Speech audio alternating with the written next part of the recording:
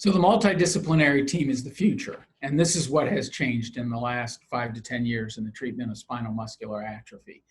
Before, it was very much focused on supportive care. What can we do to help you? What can we do to help you?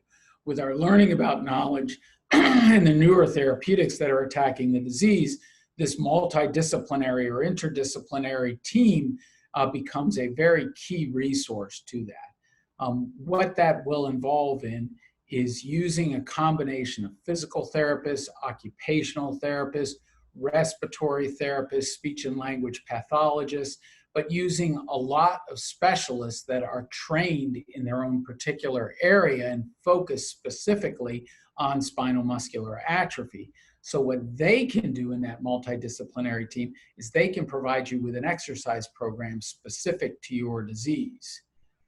We know that we don't want to over-exercise people. We know that we don't want to under-exercise, because if you don't do enough exercise, your muscles and your joints get stiff. If you do too much exercise on a muscle that's injured, you can make it worse. So we have to find that little window that allows us to do just enough exercise to keep the joints loose, and to provide some nutrient and to provide some exercise for that muscle, but not too much.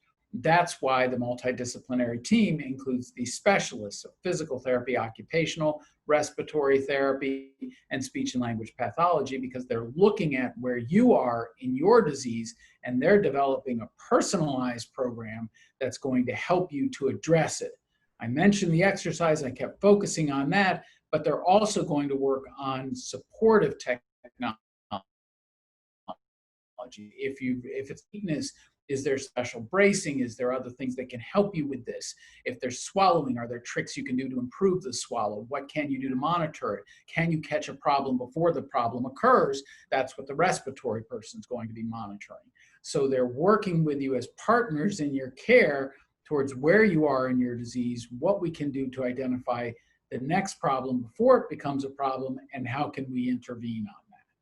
Pulmonary care for patients is very important in those patients who have an early impairment of ventilation, or also have problems with coughing or something like that. So in these patients, you need an experienced pulmonologist at your center who can take over the care for these patients for mechanical ventilation, for non-invasive ventilation at night, and for prescribing cuff assist devices. And this is essential because this is the most important way to protect patients for severe respiratory infections or pneumonia.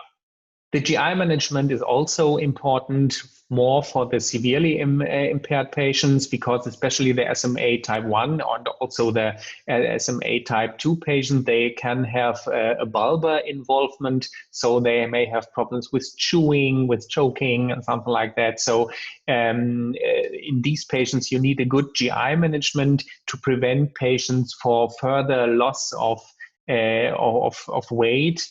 And for that, you need a good nutritionist and also the GI expert as well. The major gastrointestinal complication that can happen in somebody with spinal muscular atrophy involves the ability to swallow the food and get it into the stomach. Now, this involves two parts, and we talk about both what we refer to as the efficiency and the safety of the swallow. The efficiency of the swallow is the ability to put it in your mouth, to chew it, and get it in the back of the throat. The safety is the ability to then take it from the back of the throat and get it down into the stomach without it going into the lung. So when you see a speech and language pathologist, they're going to evaluate both of those. In the case of spinal muscular atrophy, one of the things that can happen that's a little different from a lot of other diseases is because of the muscular involvement of the jaw muscles, you get weakness and fatigue in the jaw muscles, and it makes chewing very hard. So they're not able to chew and get it back. So they have problems with the efficiency in getting it to the back of the throat. But then also they can have problems with the safety, and that is, do they send it down the wrong pipe? When they swallow, is their swallow efficient? Swallowing involves multiple muscles, and if they don't communicate correctly, again, it can go down the wrong pipe, and they can have this aspiration that can happen, and we want it to go straight to the stomach. the speech and language pathologist will specifically work with them with what are exercises, what are the problems, what are tricks they can do to improve this, and how can they prevent the risk of aspiration.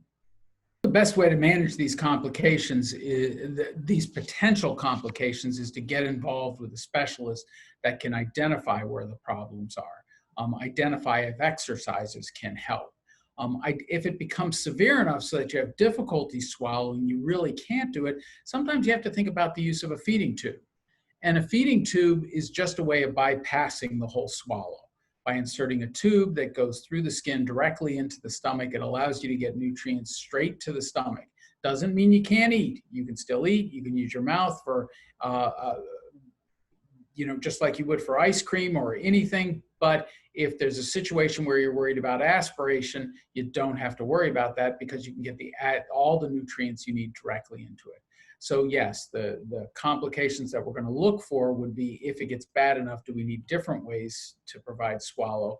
But in the milder phases, are there tricks? Are there ways that we can delay the need for a feeding tube? And working with a speech and language pathologist is the person who's going to help you to try and prevent that.